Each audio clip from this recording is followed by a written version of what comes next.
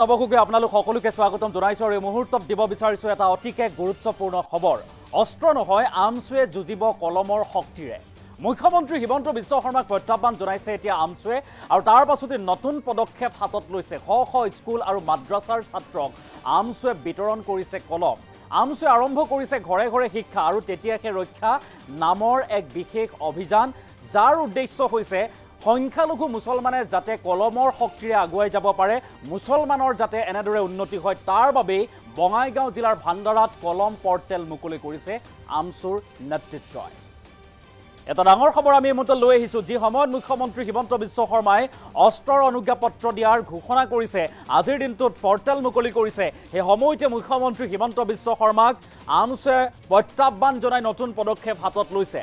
আমচুৱে মুকলি কৰিছে কলম পৰ্টেল। আমচুৱে আৰম্ভ কৰিছে ঘৰে ঘৰে শিক্ষা তেতিয়াহে ৰক্ষা নামৰ এক অভিযান, এক শ্লোগান দিছে আমচুৰ নেতৃত্বই। বঙাইগাঁও জিলাৰ ভাণ্ডাৰাত কলম পৰ্টেল মুকলি কৰিছে আমচুৰ সভাপতি ৰেজাউল কৰিম চৰকাৰে। শদিয়াৰ পৰা ধুবুৰীলৈকে আমি সকলোতে অসমীয়া জাতি বুলি উল্লেখ কৰিছে ৰেজাউল কৰিম চৰকাৰে। এই মন্তব্য ৰেজাউল কৰিম চৰকাৰৰ মন্তব্য আছে, আমি মন্তব্য শুনাম, কিন্তু তাৰ পূৰ্বে তথ্য লৈ অহাৰ চেষ্টা কৰিছোঁ। অস্ত্ৰৰ অনুমতি দি অসমীয়াৰ মাজত ভুল বুজাবুজিৰ সৃষ্টি কৰিছে মুখ্যমন্ত্ৰীগৰাকীয়ে। অনুজ্ঞাপত্ৰ প্ৰদান কৰি খিলঞ্জীয়াক উচতাই দিয়াটো বিপদজনক, খিলঞ্জীয়াক উচতাই দিয়াটো অতি বিপদজনক বুলি উল্লেখ কৰিছে। আৰু আমি অস্ত্ৰ হিংসাত বিশ্বাসী নহয়, আমি শান্তি বিচাৰোঁ, আমি অসমীয়া জাতি শান্তিৰে সম্প্ৰীতিৰে জীয়াই থাকিব বিচাৰোঁ বুলি উল্লেখ কৰিছে। চৰকাৰে অনুজ্ঞাপত্ৰ প্ৰদানৰ পৰ্টেল মুকলি কৰাৰ দিনটোতেই আমচুৰ এই প্ৰত্যাহ্বান কলম পৰ্টেল মুকলি কৰি প্ৰায় ৫ শতাধিক স্কুল আৰু মাদ্ৰাছাৰ ছাত্ৰক বিলাইছে এনেদৰে কলম। খিলঞ্জীয়াক অস্ত্ৰ প্ৰদান কৰাৰ কাৰ্যকো এতিয়া সমালোচনা কৰিছে আমচুৰ সভাপতি ৰেজাউল কৰিম চৰকাৰে। বঙাইগাঁৱৰ আজিৰ দিনটোত এই কাৰ্যসূচী ৰূপায়ণ কৰিছে। অস্ত্ৰ নহয়, আমচুৱে যুঁজিব কলমৰ শক্তিৰে। কলমৰ শক্তিৰে সংখ্যালঘু মুছলমান উন্নত হ'ব, আগুৱাই যাব, সমাজত নিজৰ স্থান দখল কৰিব, এই দাবী কৰি এই লক্ষ্য উদ্দেশ্যেৰে এনেদৰে এতিয়া আমচুৰ সংখ্যালঘু সংগঠন আমচুৰ ঘৰে ঘৰে শিক্ষা তেতিয়াহে ৰক্ষা নামৰ এক অভিযান বা শ্লোগান। শ শ স্কুল আৰু মাদ্ৰাছাৰ ছাত্ৰক আমচুৱে এনেদৰে বিতৰণ কৰিছে কলম। আমচুৱে আৰম্ভ কৰিছে ঘৰে ঘৰে শিক্ষা তেতিয়াহে ৰক্ষা নামৰ এক অভিযান।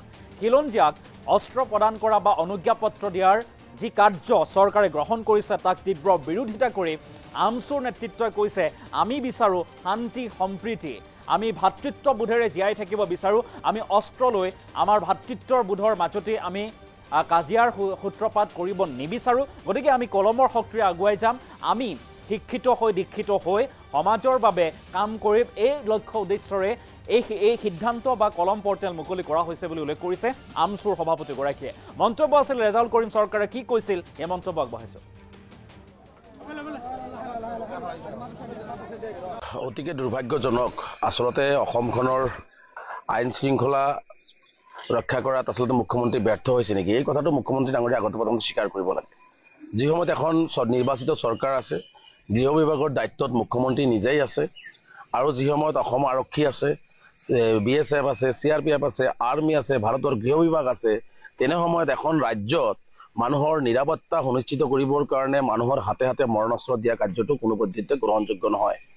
আমি ইয়াক উদ্বিগ্নতা প্ৰকাশ কৰিছোঁ যে এখন সুস্থ সমাজত এই এটা অস্থিৰ পৰিৱেশৰ সৃষ্টি কৰাৰ পূৰ্ণ সম্ভাৱনা আছে, যাৰ কাৰণে আমি এক তীব্ৰ বিৰোধিতা তেতিয়াৰ পৰাই কৰি আহিছিলোঁ।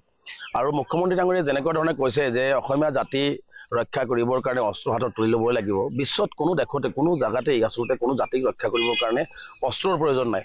অস্ত্ৰ য'ত য'ত দিছে, অস্ত্ৰ য'ত য'ত মানুহৰ হাতত আছিলে, তাতেই আচলতে মানুহৰ ধ্বংসৰ পথলৈ গৈছে, তাতেই অস্থিৰ পৰিৱেশ সৃষ্টি হৈছে। গতিকে জাতি এটা ৰক্ষা কৰিবৰ কাৰণে ইয়াত আমি সকলোৱে অসমীয়া জাতি, শদিয়াৰ পৰা ধুবুৰীলৈকে পাহাৰ ভৈয়াম ব্ৰহ্মপুত্ৰ বৰাক সকলোতে আমি একেলগে অসমীয়া জাতি।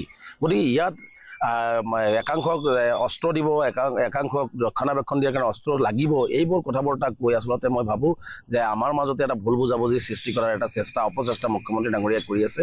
এয়া মই ভাবোঁ যে অসমবাসী ৰাইজে গ্ৰহণ কৰা উচিত নহয়, অসমৰ ৰাইজে গ্ৰহণ কৰা উচিত নহয়। মুখ্যমন্ত্ৰীয়ে যদি নিৰাপত্তা দিব নোৱাৰে কৈ দিয়ক, ৰাইজৰ নিৰাপত্তা নিজে ল'ব। কিন্তু এনেকুৱা ধৰণে মানুহৰ হাতত মৰণাস্ত্ৰ তুলি দি মানুহক উচতাই দি পেলাই যি ধৰণে এটা পৰিৱেশ ৰচনা কৰিব বিচাৰিছে, এয়ে বৃহত্তৰ অসমীয়া জাতিটোৰ কাৰণে এটা আমাৰ বিপদজনক হ'ব, আৰু আমি অসমখনৰ কাৰণে এটা বিপদজনক পৰিস্থিতি হ'ব। গতিকে ইয়াক আমি তীব্ৰ বিৰোধিতা কৰিছোঁ, যাৰ কাৰণে আজি আমি সদৌ অসম সংখ্যালঘু ছাত্ৰ ইউনিয়নে আপোনালোকে জানে যে আমাৰ মূল শ্লোগান হৈছে ঘৰে ঘৰে শিক্ষা তেতিয়াহে ৰক্ষা। গতিকে আমি আমি সিদ্ধান্ত গ্ৰহণ কৰিছোঁ কেন্দ্ৰীয় সমিতিয়ে আগষ্ট মাহটো আমি প্ৰতিজন বিশেষকৈ সংখ্যাগুৰু সকলো ৰাইজৰ মাজত আমি যাবলৈ চেষ্টা কৰিম আৰু বিশেষকৈ সংখ্যালঘু সমাজ যিহেতু শিক্ষাৰ ক্ষেত্ৰত অতিকে পিছপৰা আৰু যিহেতু আমি অস্ত্ৰ বিশ্বাসী নহয়, বিচ্ছিন্নতাবাদীক বিশ্বাসী নহয়, অস্ত্ৰত বিশ্বাসী নহয়, হিংসাত বিশ্বাসী নহয়, আমি মৰম ভাতৃত্ববোধ আমি একতাৰ দলেৰে আমি মানৱীয় দৃষ্টিৰে আমি একেলগে চলাৰ বিশ্বাসী। গতিকে তেনে ক্ষেত্ৰত আমি এই আগষ্ট মাহটোত আমি ঘৰে ঘৰে স্কুলে মাদ্ৰাছাত আমি সকলো ঠাইত বজাৰে ঘাটে সকলো ঠাইত আমাৰ আমচুৰ কৰ্মকৰ্তাক আমি নিৰ্দেশনা দিছোঁ। আমি এই মাহটো আমি শিক্ষাৰ জাগৰণ সৃষ্টি কৰিবৰ কাৰণে আমি যাতে প্ৰতিজন মানুহে শিক্ষা পায়, প্ৰতিজন মানুহে যাতে মানুহৰ মাজত যাতে মানৱতা থাকে, প্ৰতিজন মানুহৰ মাজত যাতে ভাতৃত্ববোধ গঢ়ি উঠে, প্ৰতিজন মানুহে যাতে মানুহৰ বাবে কাম কৰাৰ এটা সংকল্প ল'ব পাৰে, তাৰ কাৰণে আমি কাম কৰিবৰ কাৰণে ইতিমধ্যে আমচুৰ কৰ্মকৰ্তাক আমি নিৰ্দেশনা দিছোঁ। মুখ্যমন্ত্ৰী ডাঙৰীয়া আজি পৰ্টেল মুকলি কৰিছে আৰু আজিৰ দিনটোতে আমি এটা কাম আৰম্ভ কৰিছোঁ যে আমি ৰাইজৰ হাতত এতিয়া কলম তুলি দিছোঁ। কাৰণ অস্ত্ৰতকৈ কলম আটাইতকৈ শক্তিশালী। গতিকে পৃথিৱীত এনেকুৱা কোনো অস্ত্ৰ নাই যিয়ে কলমক ভেদ কৰি যাব পাৰিছে। গতিকে অসমখনৰ কাৰণে মানুহখিনিৰ উন্নয়নৰ কাৰণে অৰ্থনৈতিক সামাজিক শৈক্ষিক ভাতৃত্ববোধ গঢ়ি তোলাৰ কাৰণে কলমেই যথেষ্ট, ইয়াত অস্ত্ৰৰ প্ৰয়োজন নাই। যাৰ কাৰণে আজি আমি এই অঞ্চলত আমাৰ মাদ্ৰাছাৰ ছাত্ৰ, স্থানীয় ৰাইজ, স্কুলৰ ছাত্ৰ ছাত্ৰীসকলৰ মাজত আমি কলম বিতৰণ কৰিছোঁ আৰু এই কাৰ্য আমি আগষ্ট মাহলৈকে গোটেই অসমতে চলিব। আমি আশাবাদী বিশ্বাসী যে মুখ্যমন্ত্ৰী ডাঙৰীয়াৰ যি ধৰণে আমাৰ মাজত সাম্প্ৰদায়িক বা আমাৰ মাজত যি ধৰণে বিভেদ সৃষ্টি কৰি আমাৰ মাজত অসমীয়া জাতিটোৰ মাজত ভাঙন সৃষ্টি কৰাৰ যি পৰিকল্পনা, মানুহৰ মাজত এটা সুস্থ সামাজিক পৰিৱেশ সৃষ্টি হৈ আছে, সেইটোক অস্থিৰ কৰাৰ যিটো পৰিৱেশ, এই কলম দিয়াৰ যাত্ৰা আৰু শিক্ষাৰ জাগৰণৰ যাত্ৰাই সেইখিনি মহিমূৰ কৰি আমি অসমীয়া জাতিটোক আকৌ আগৰ বিশ্বৰ দৰবাৰত চিনাকি দিব পাৰিম।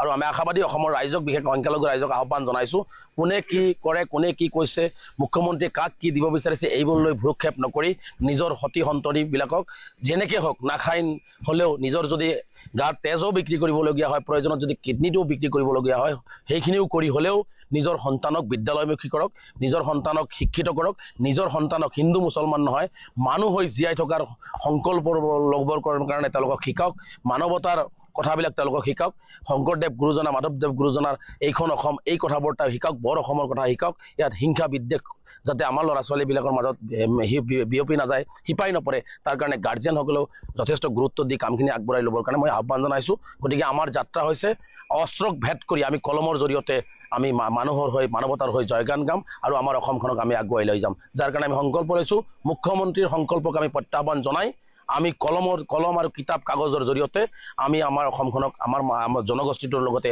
অসমৰ সকলো জাতি জনগোষ্ঠীৰ মাজত সমন্বয় সৃষ্টি কৰিবৰ কাৰণে